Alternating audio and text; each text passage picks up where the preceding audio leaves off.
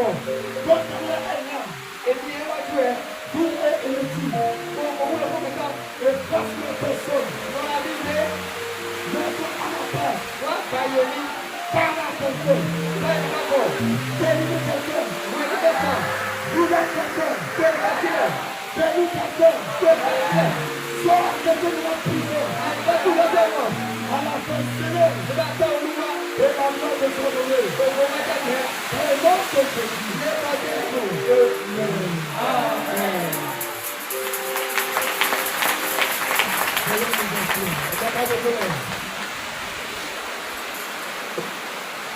Hallelujah. Amen. Nous qui sommes acclamation à Dieu ce soir. Amen. Amen. Nous t'appelons, nous avons de vous donner et nous allons faire du travail. Personne ne soit béni. Vous pouvez voir. Personne ne soit béni. Il a commencé à se faire les fêtes avec le début mardi. Alors, Jésus, il a continué. Et chaque nuit, l'oreiller, il est achevé. Personne ne soit béni. Et par exemple, les fois dire au moins à 3 personnes, ce soir, tu vas te mourir. Tu sais, on met alors en foulée là, ou à terre, oui.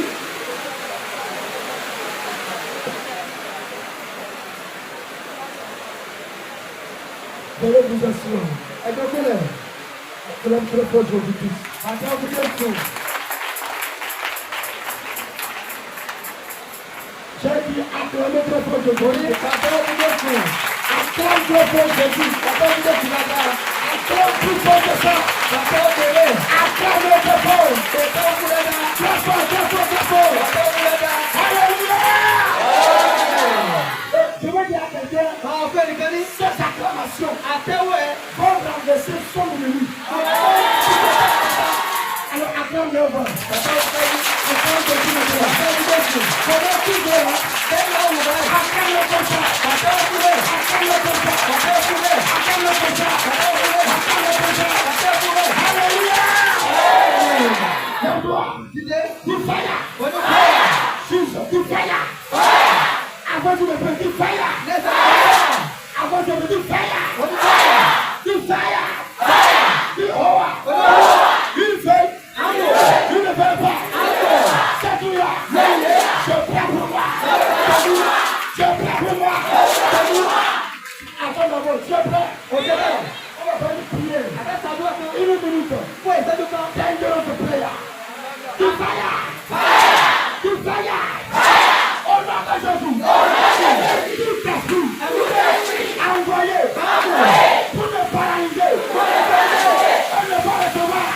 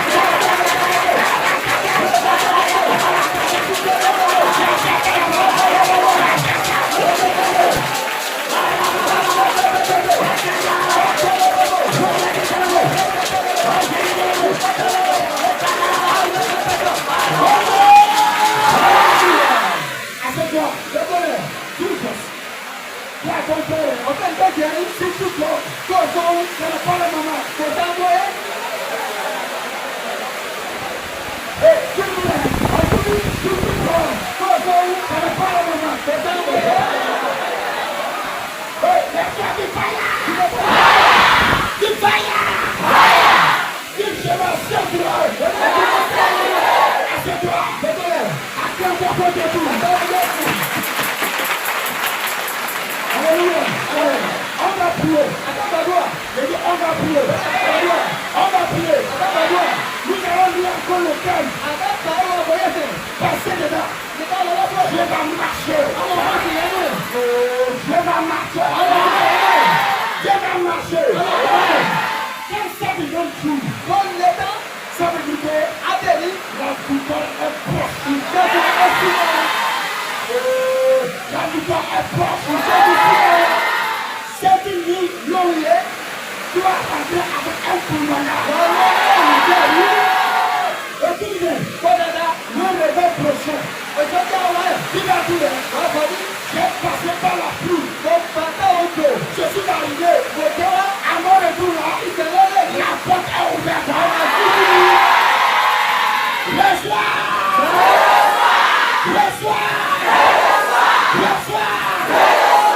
Comme un ami. Attrape-toi pour Jésus.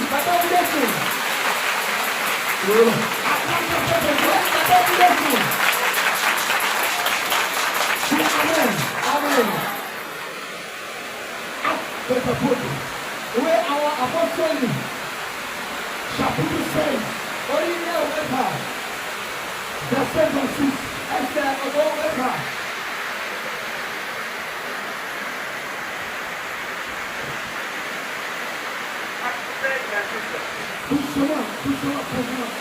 Tout à coup, il se fit un grand tremblement de terre.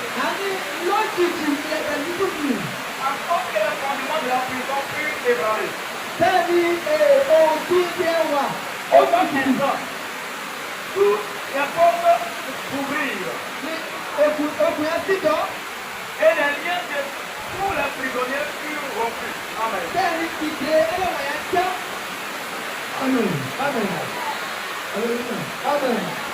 Je vais dire encore.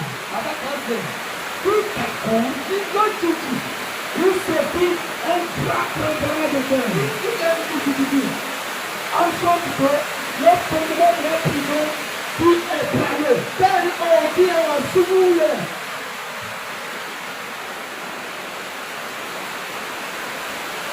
Au même instant, toute la porte s'ouvrit.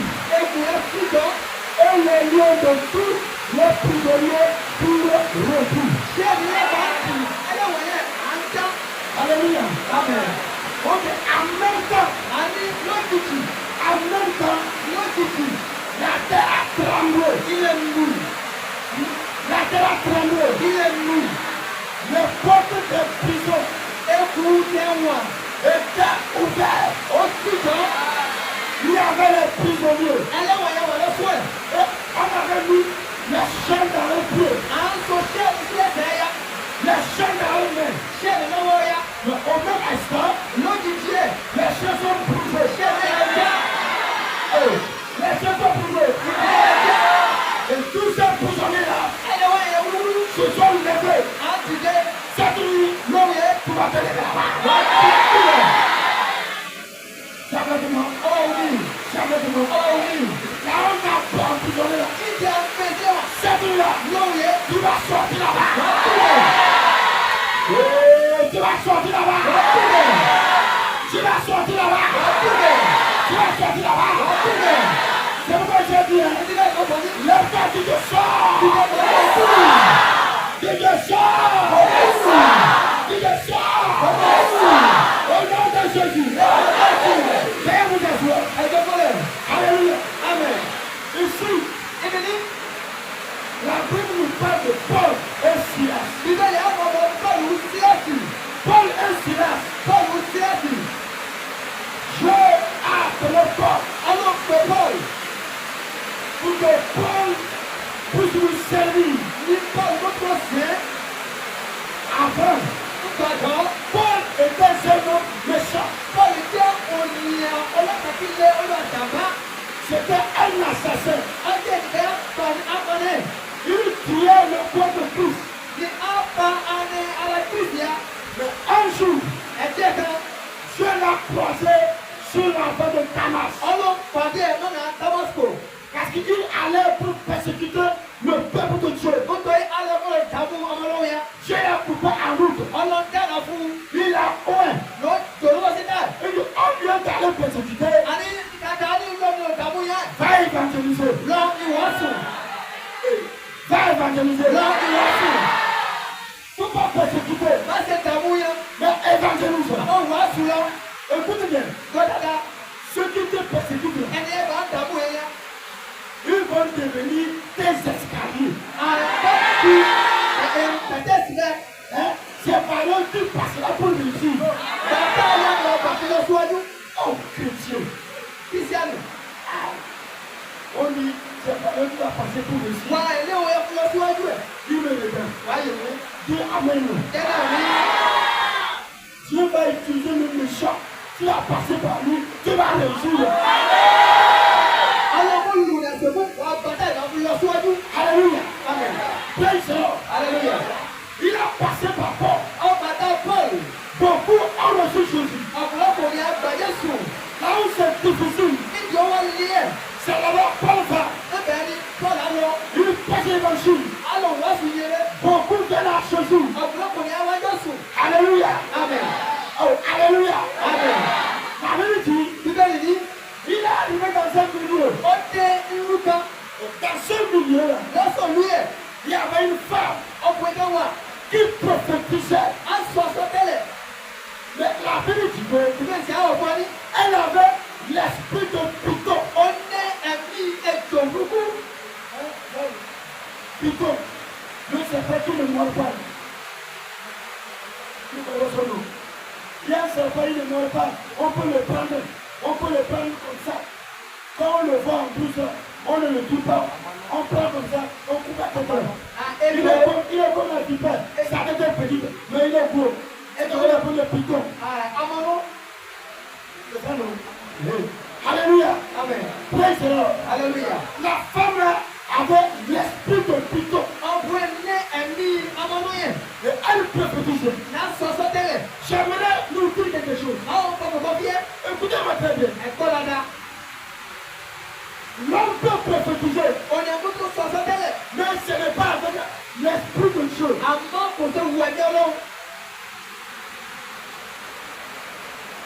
L'homme peut être scellé à l'église, Ònyàmú tó ojú òsì sí tọ́jì. mais si tu n'as pas l'esprit de discernement, Àmọ́ bí kò ní ẹ̀mí àkẹ́sí. tu vas te tromper. Wàá tún wa ẹ́. Alléluia. Amen. Quand quelqu'un prophétise, Bẹ́ẹ̀ ni ká sọ sọtẹ́lẹ̀. quand tu vois son caractère, Yóò yẹ ni wá ẹ̀. il est doux. Ó sìàn. Il est doux. Ó sìàn ni wà. Il est humble. Ó lè àsílẹ̀. Il est bon de caractère. Ó sìàn ni wà. Parce qu'en lui, Nítorí yẹn sọ ọmọ il yìí. y a l'esprit de Dieu. Ẹ̀mí Ọlọ́run wà bẹ̀. Alléluia. Amen. L'esprit de Dieu pardonne. Ẹ̀mí Ọlọ́run dáríjì rẹ̀. Toi, tu ne comprends pas. Gbọ̀gbọ̀gbọ̀. Je dis, hein, Mo ní. l'esprit de Dieu pardonne. Ẹ̀mí Ọlọ́run dáríjì rẹ̀. Il est doux. Ọ̀dùn. Il est humble. Ó lè àsílẹ̀. Pourquoi? Bùkọ̀ rẹ̀ kọ̀ mí. Il est humble. Á lè àsílẹ̀. Quelqu'un prophétise. Ẹnìkan sọ sọtẹ́lẹ̀. Mais si tu as lancé un mot, Àmọ́ bọ́ fògbóló kan fẹ́. tu vas chercher le jaune tes ancêtres. Ó ń kó wùwé ni wọ́n kú ní tọ̀wọ̀. Bábò yẹn lọ. Mais pourtant, Ó sì jẹ́ ní. quand il ouvre la bouche là, Kó ṣíànú. écoutez la voix de l'éternel. Ẹ̀gbọ́n wo ló wá? Ce n'est pas Dieu. Kò ṣíàn. Ce n'est pas Dieu. Kò ṣíàn. Alléluia. Amen. Je ne suis pas là-bas. Hein. Ń bọ̀ wà bẹ́yà. Mais j'aimerais vous dire que Àmọ́ bá wọn fọ́ bọ́yọ́ ní. Dieu t'utilise Ọlọ́run ẹ̀. dans l'église Ní chọ́ọ̀chì ẹ̀. pour un travail Fún iṣẹ́ kan. et un bon caractère. Ní ìwà dúdú.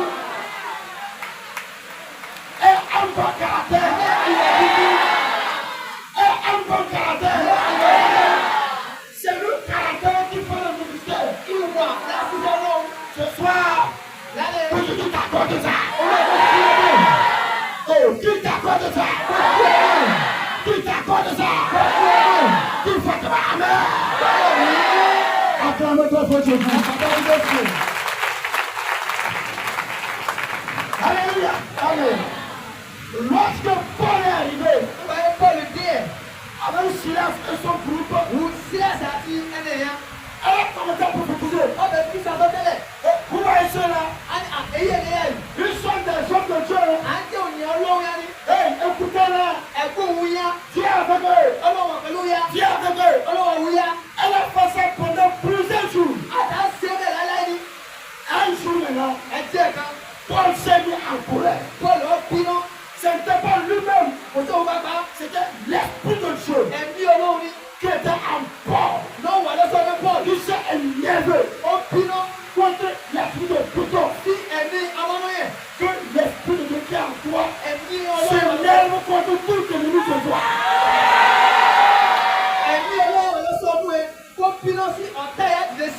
Oh, garde avec la force. Ma prière, l'Esprit de Dieu qui est en toi soit en colère contre toute ta sorcellerie. Dès que tu vas te lever, dans le cas là, que le feu tombe là-bas. Que le feu tombe là-bas. Que le feu tombe là-bas. Le feu tombe là-bas. C'est dans une vision que Paul a vu un macédonien. Et l'homme a dit, viens chez nous. Nous souffrons chez nous. Viens pour que Dieu passe par toi et nous sauver. Lorsque Paul est allé en Macédonie, cette femme voulait troubler le peuple. Elle a voulu leur dire que elle aussi, elle est homme de Dieu. Alléluia. Amen. Et quand Paul s'est tourné, il dit, toi, esprit de Pluton, un seul chercheur. Et rapidement, la femme est tombée. Et le Pluton est sorti.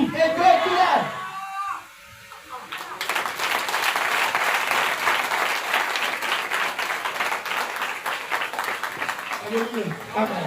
Je demande à la sécurité que les moutons soient en train de tomber. Alléluia. Amen. Praise the Lord. Alléluia. Alléluia. Amen. Il a donné l'ordre. Quand il a donné l'ordre, et rapidement, le Pluton est sorti. C'est dit là, le Pluton, le serpent, le feu va y passer. Le feu va y passer.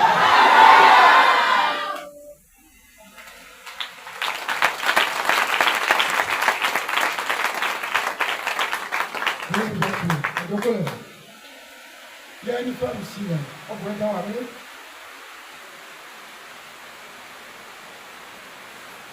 Ça serait difficile. Face à vous, quel c'est le nom. Vous pouvez dire qu'on n'a pas là. Son monnaie décédée. On peut dire ça là ici. Les gens sont en train de dire qu'on est à Paris, que c'est le gars Dieu son mari. Nous, on n'a pas moi. Ça serait difficile. Quel c'est le mari? On dit qu'elle a tué son mari. Les chaînes là, cette nuit là, Jésus va les briser.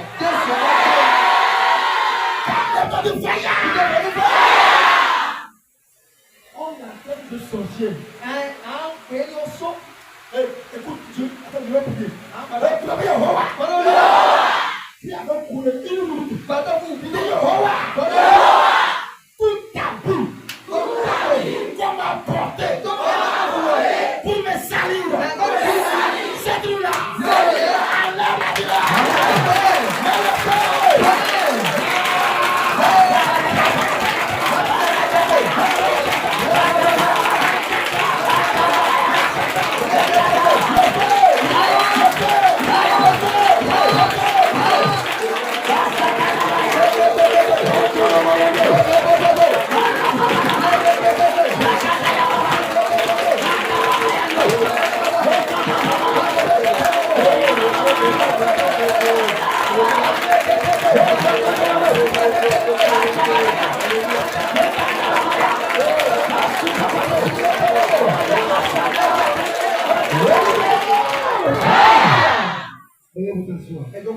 Tu vas te marier. Tu vas te marier. Tu vas te marier. Tu vas te marier. Alléluia.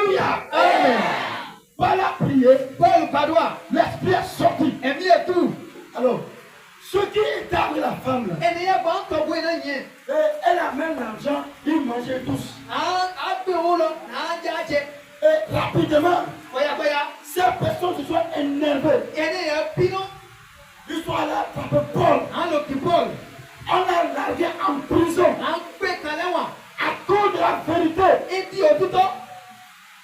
À cause de la vérité, on a mis Paul en prison.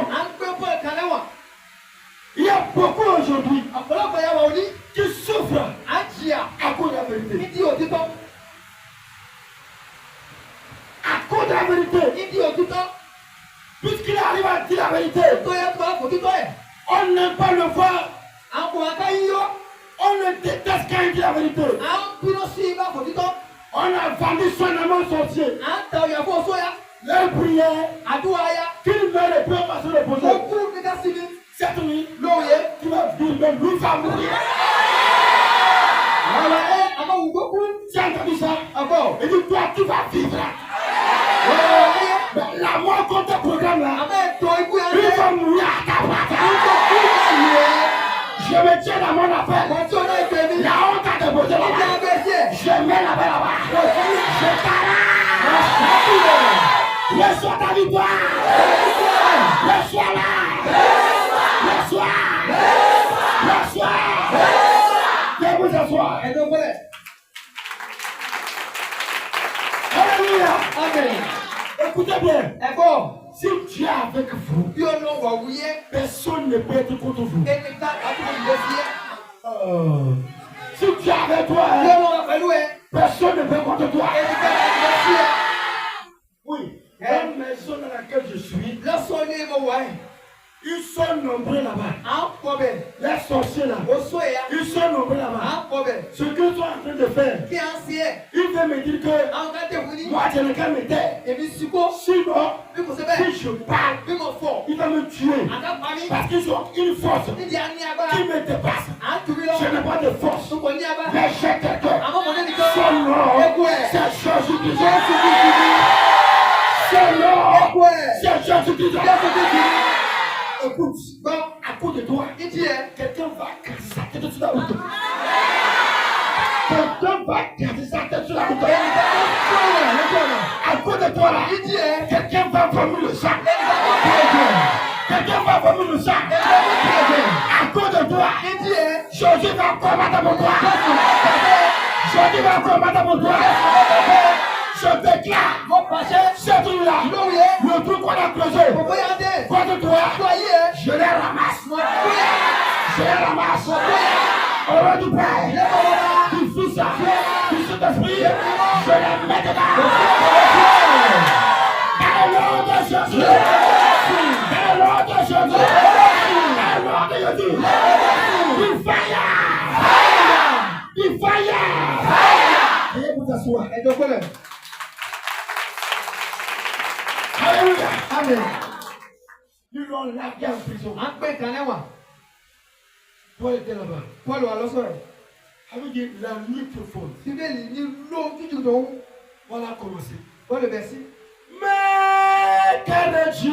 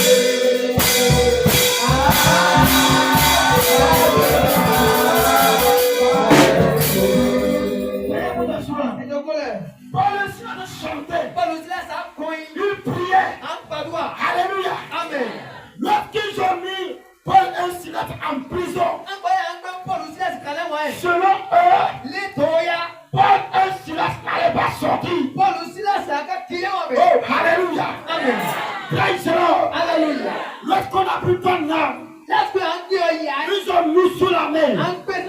Ils ont mené au cimetière. Leur pensée, c'est que tu ne vas pas sortir. Ils ont oublié que Jésus est rentré et il est sorti. Jésus est rentré, il est sorti. Pour que toi, si on t'a amené, que tu sortes. Mais lui là on t'a amené, Jésus va t'enlever là-bas. Jésus va t'enlever là-bas. Alléluia. Ils ont pris Jésus. On l'a enterré. Ils ont pris les militaires. Gardez la tombe. Ils ont pris un gros caillou. Fermez le trou de la tombe. Une seule personne ne peut pas rouler la pierre. Ils ont laissé des gardiens. Leur intention, Jésus ne pourra pas sortir. Mais la même Dieu, à un moment là, la tête trembla. Ça trembla. Ça trembla. Ça trembla. Ça trembla. Jésus là, dans ta vie là, ça tremble comme ça. Ça tremble comme ça. Ça tremble comme ça. Ça tremble comme ça. Du fire. Viens vous asseoir. La tête tremblée.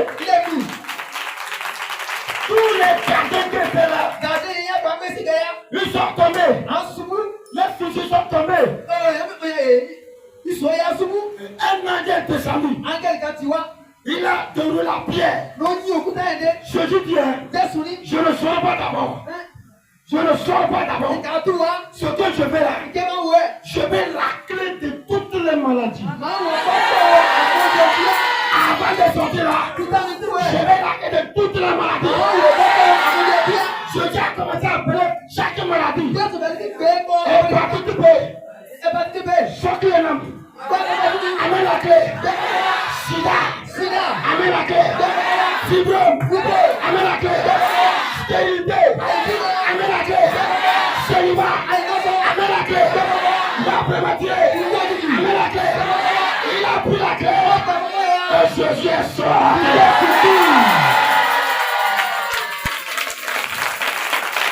Alléluia. Amen. Lorsque Paul s'est enchanté, ils ont prié. En même temps, la terre commence à trembler. Ça tremble. Ça tremble. Ça tremble. Ça tremble. L'ange est descendu. Il dit Paul, prends la clé. La clé qui te prend la cadena. À cause de Paul seul, tous les prisonniers qui étaient là-bas étaient déliés. À cause de toi seul, je prophétise. Cette nuit, à cause de toi seul, toute ta famille va sortir des liens.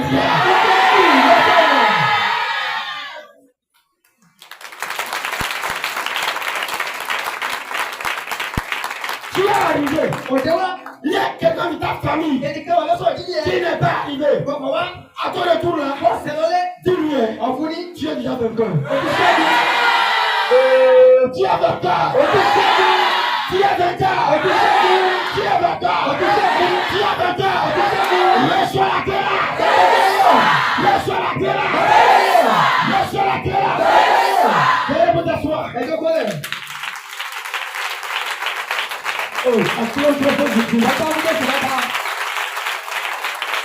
Alléluia.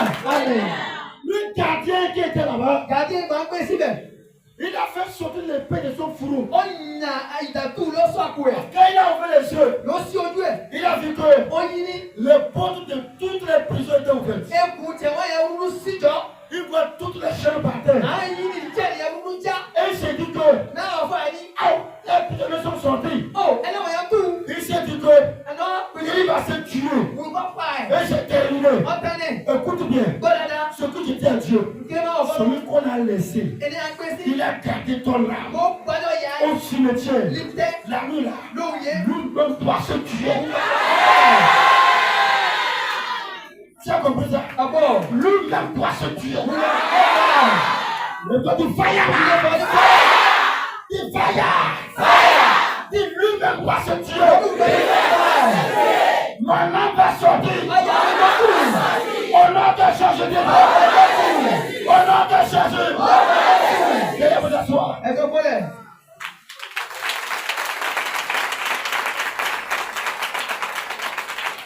Quand les sorciers ratent les gens vers la fin de l'année,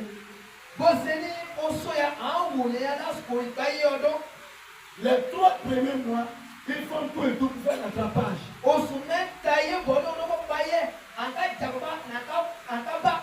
Nous sommes en train d'aller vers la fin du mois de mars. Ils sont en train de lutter pour faire des rattrapages. Mais à partir d'aujourd'hui, toutes les prisons doivent rester vides. Tu n'es pas avec moi. Toutes les prisons, à partir de maintenant, doivent rester vides. Il va aller là-bas. Il ne verra personne. Mais la mort là, il doit attraper quelqu'un entre eux. Quand n'importe qui, celui qui a pris ton là, il est mené là. Lui-même là, il doit mourir à ta place. Il doit mourir à ta place. Vous savez, quand ils ont mis Paul et Silas en prison, ce qu'ils ont espéré, que Paul et Silas mettent en prison.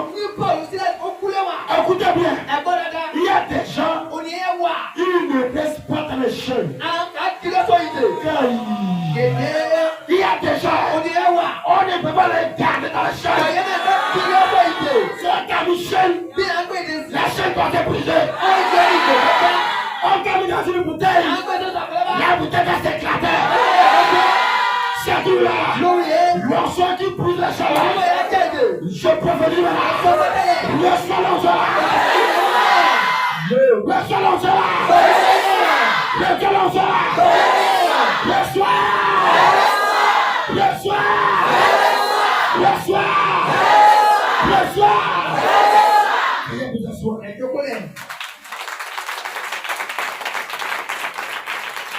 Quand tu fuis parmi nous aussi, quand tu fuis parmi nous aussi, si tu fuis parmi nous aussi, tu ne vas pas trouver les paresseux. Mais tu vas trouver quelqu'un qui est laborieux. Ceux qui travaillent. Quand même, chacun a son travail. Chacun vit à sa manière. Il y a des gens même, c'est difficile que trouve le sommeil dans la journée. Parce que lui, il lutte dur. Mais si tu me demandes, je veux 100 000, il va te dire que tu veux me tuer. Ou bien tu veux me battre.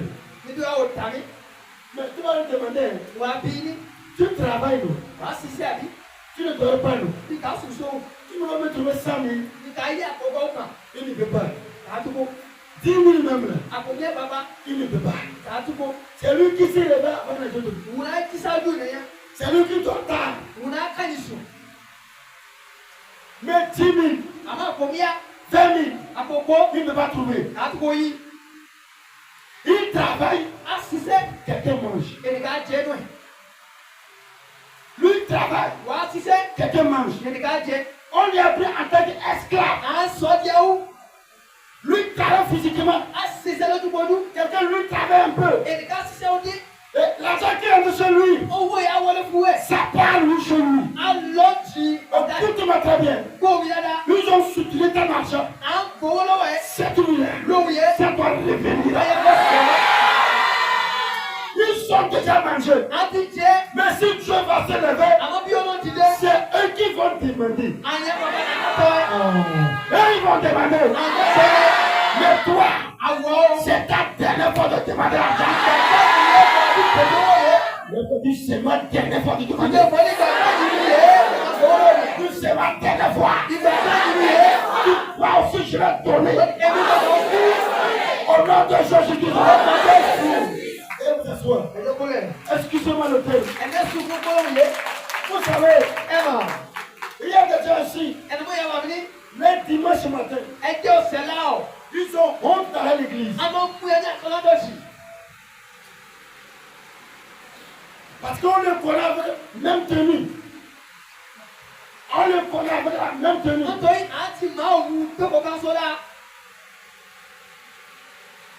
À l'église, on dit c'est lui qui est moniteur des enfants, responsable des jeunes. C'est lui qui a différentes tâches. Et quand il s'habille, il fait comme ça. Parce que ce qu'il a porté n'a pas de sens. Il a le nom, mais ce nom ne se fait pas voir. Ce qu'il a sur lui efface sa renommée. Dieu nous a bénis. Mais quelqu'un a assis sur ça. Lui dit que tu peux lutter, ne pas gagner. Quand tu luttes, c'est lui qui prend. Et il marche. C'est lui. Il va vomir ça. Il va vomir ça. Il fire. Il encore fire. Il fire. Et vous asseoir.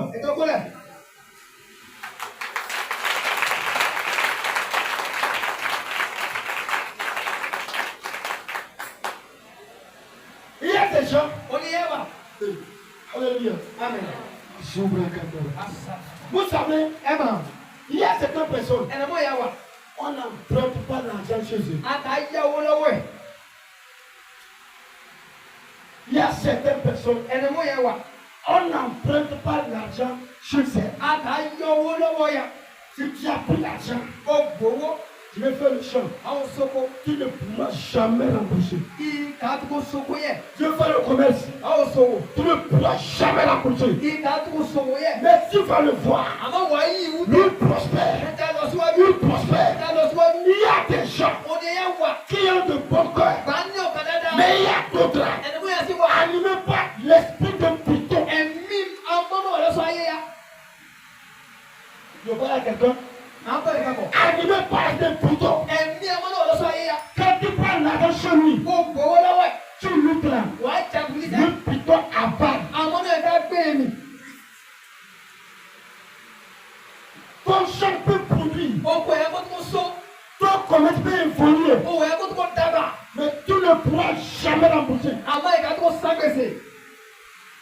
Jamais.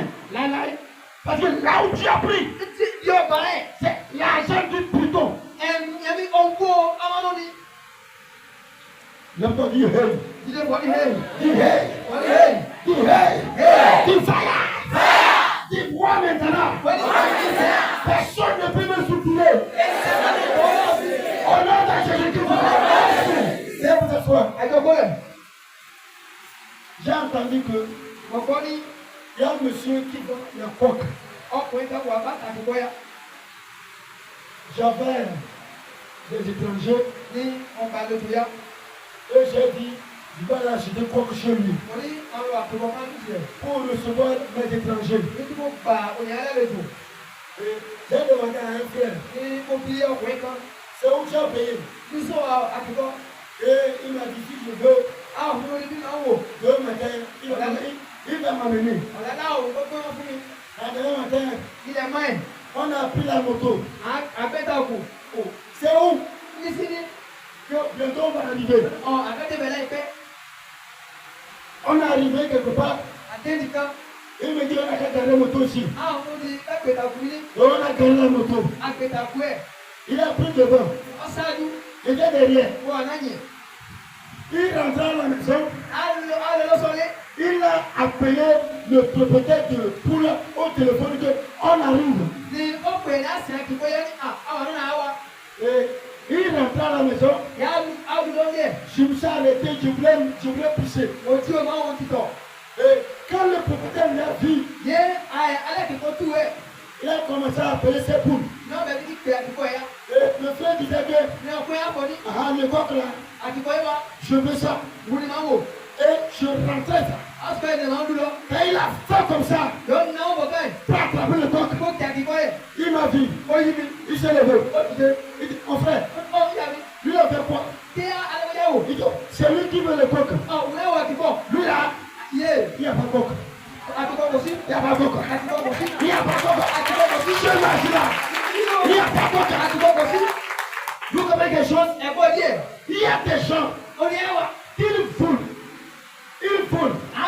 Quand tu fais quelque chose chez lui, il te sautille.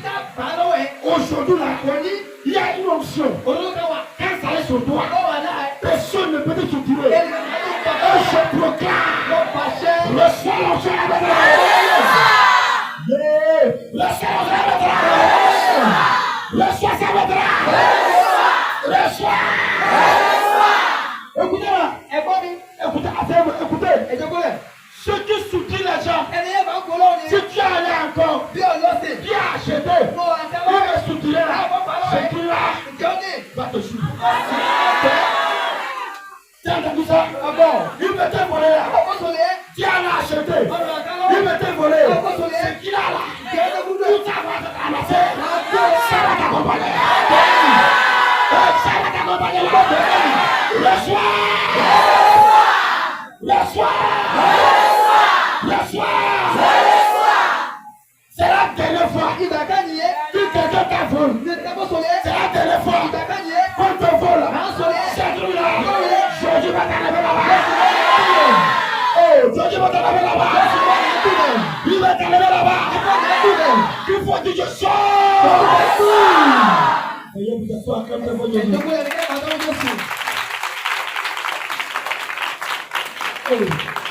Alléluia.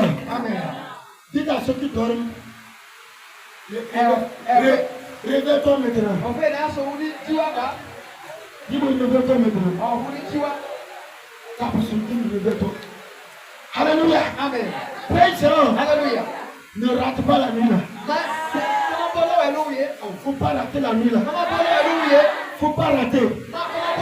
Dieu te fait quelque chose. Dieu te fait quelque chose. Dieu te fait quelque chose. Cette nourriture est partie surnaturelle. Il y a des gens, quand ils vont à la prière, leur travail c'est de causer rire. C'est des accompagnateurs. Alléluia. Nous sommes comme ça. Quand tu es venu là, c'est que je te poursuis. Sois réveillé. Tu vas arracher ça. Et puis tu vas arracher ça.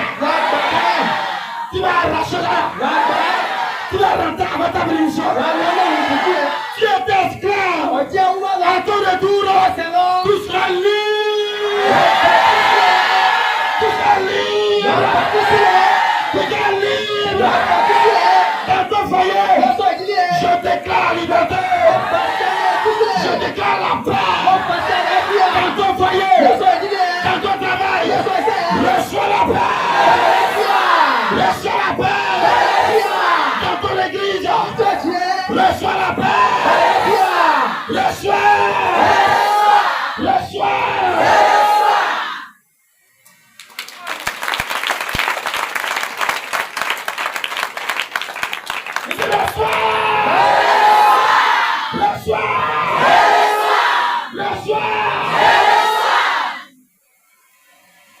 Dieu reçoit.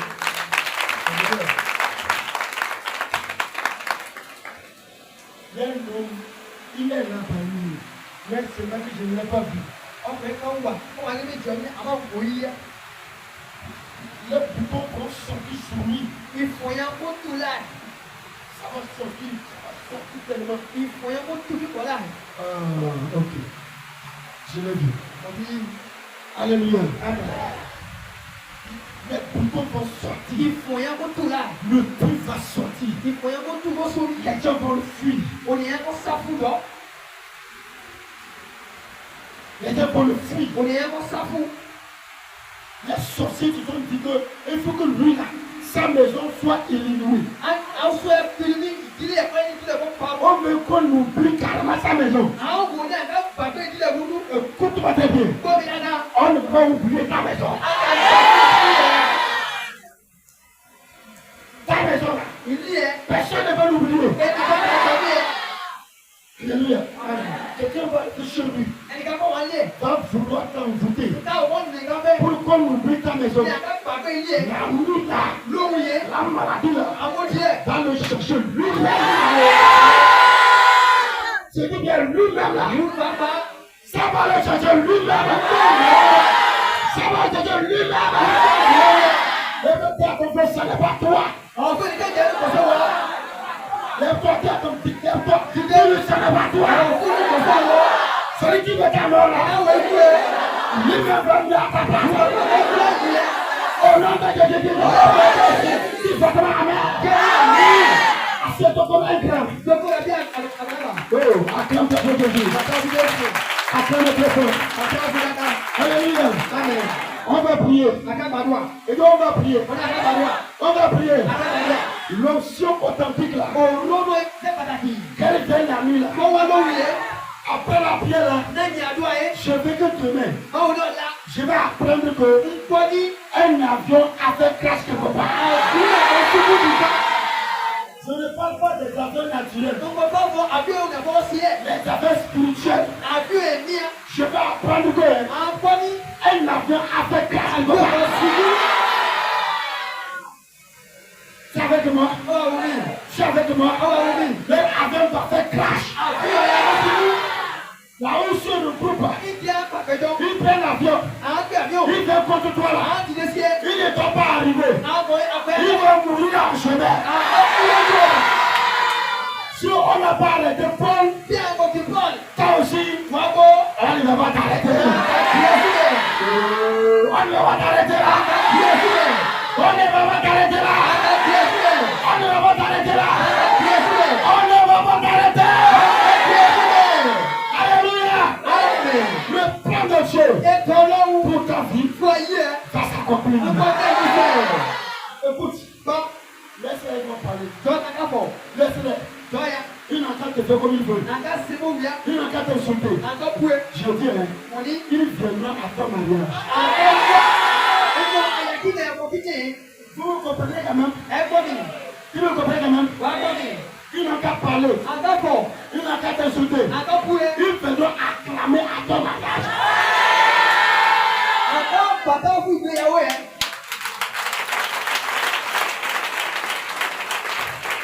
La victoire n'est pas dans la colère. La victoire, ce n'est pas dans la colère.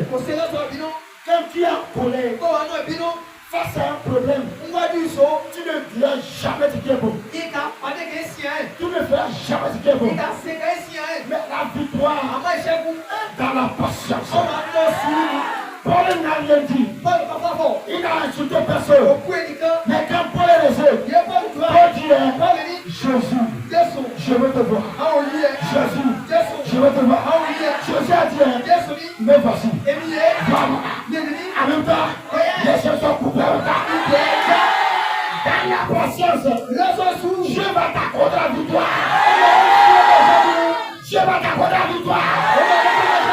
Il se moque de toi. Que tu vas, tu reviens. C'est zéro. C'est faux. Dis-moi, c'est faux. Toi, tu vas témoigner. Tu vas témoigner là. Tu vas témoigner là. Tu vas témoigner là. Alléluia.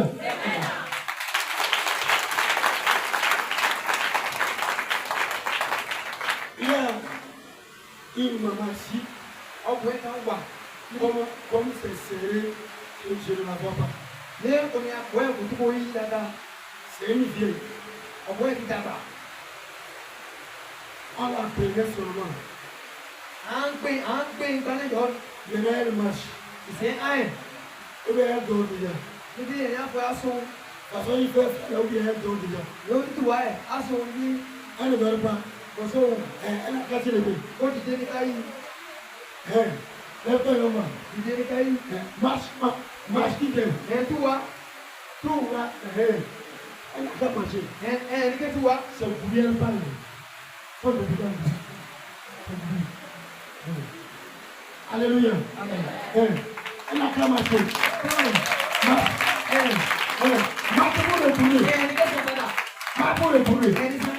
Alléluia. Amen.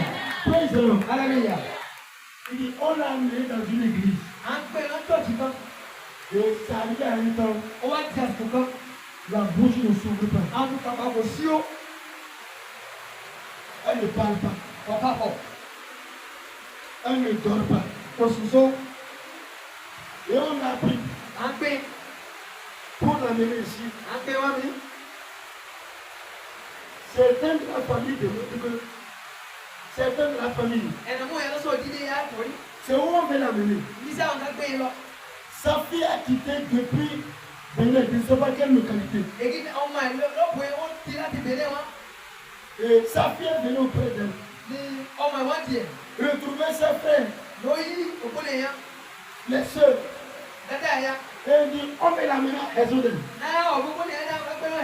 Ezoden. On dit à la soeur, il faut amener. Si tu as amené, elle s'est réveillée. C'est pour toi. Donc il faut l'amener. Si tu l'as amené, c'est réveillé. C'est pour toi. Nous là, il ne faut pas nous appeler. Si elle est morte, toi-même, tu vas la prendre, l'amener. Nous-mêmes, quand on la voit, on sait que dans 2 jours. Et quand on l'a amené, ses filles disent que la même nuit, elle a dormi. La même nuit, elle a dormi. Le lendemain matin, elle dit, je vais manger. Et après ça, dans la prière, elle a commencé à se lever pour s'asseoir. Et quand on la soulève, elle arrive à avancer les pieds. Après ça, elle dit qu'on a qu'à la laisser. On a pris le bâton, lui donner. Elle marche avec le bâton. Et aujourd'hui, elle a jeté le bâton. C'est lui qu'on a dit. Dans 2 jours, on va l'oublier. Ces mêmes personnes révèlent maintenant que comme elle est guérie là, il va faire dans la maison. Comme elle est guérie maintenant, il va faire dans la maison. Écoute bien. On m'a couru.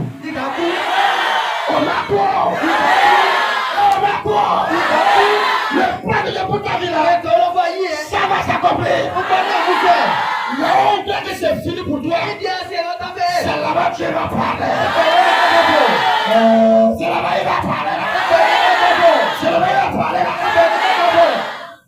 J'ai dit, un jour, on va t'aider, on va prier. Dis-le, on va prier. Alléluia. Amen.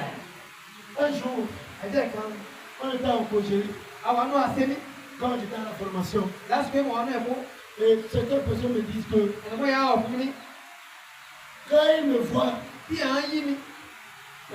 ils savent réellement que mon allumette est tombée dans l'eau. Parce que je ne pense pas au mariage.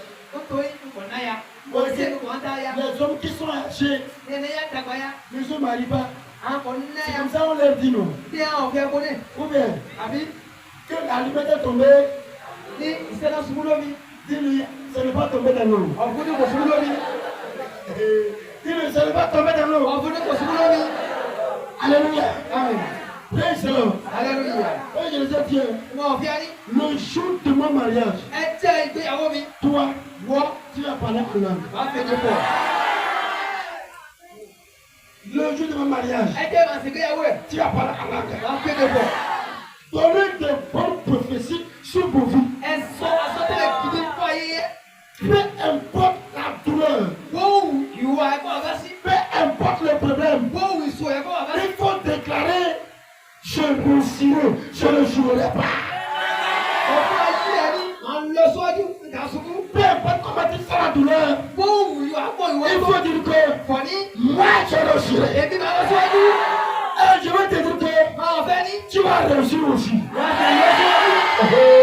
Tu vas réussir aussi.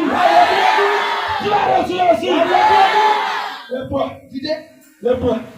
Le poids. Le poids militaire. Assieds-toi. Oh. Debout. C'est comme des militaires là.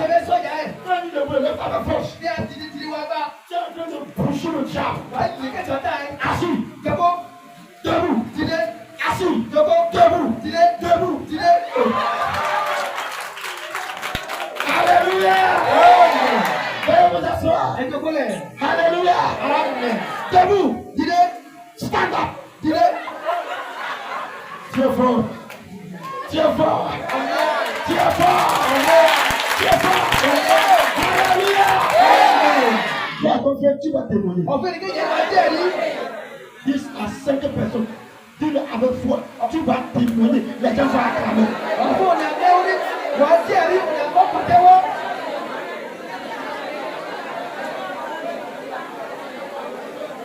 Alléluia. Tu vas témoigner, les gens vont acclamer. Moi-même, écoute. Moi-même, je venais à ton mariage. Je venais à la sortie de ton enfant.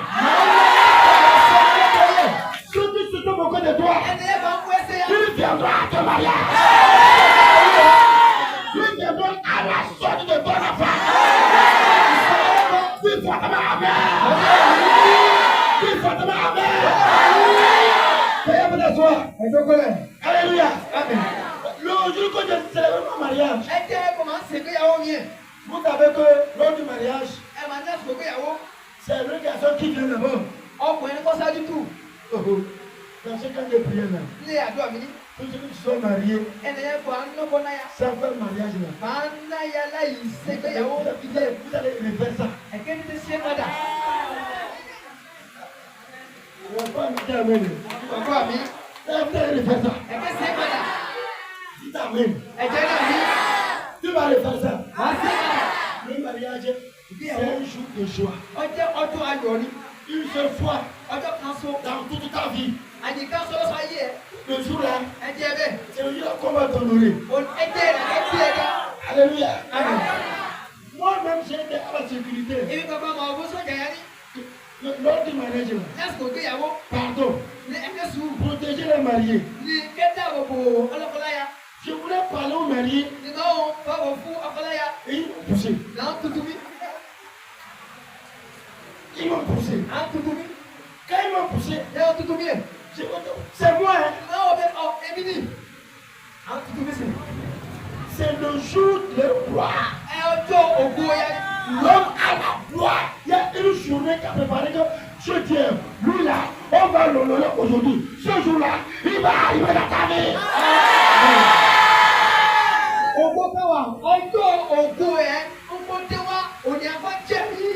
Alléluia.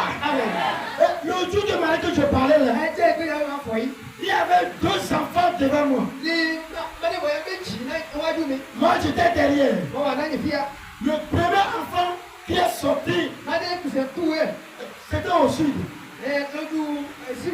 On t'a allumé. Alléluia. Amen. Quand les grands porteurs, ils prennent des. Comment on appelle les paris là? Les pans traditionnels, les locaux.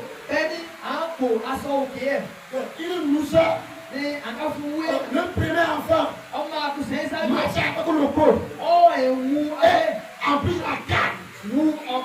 L'enfant marchait. Quand l'enfant est sorti, tout le monde acclamait que Moïse est derrière. Il est derrière. Quand l'enfant est passé, un autre enfant est sorti avec un veste. Et Moïse même. Il est où? Quand il est sorti là, j'entends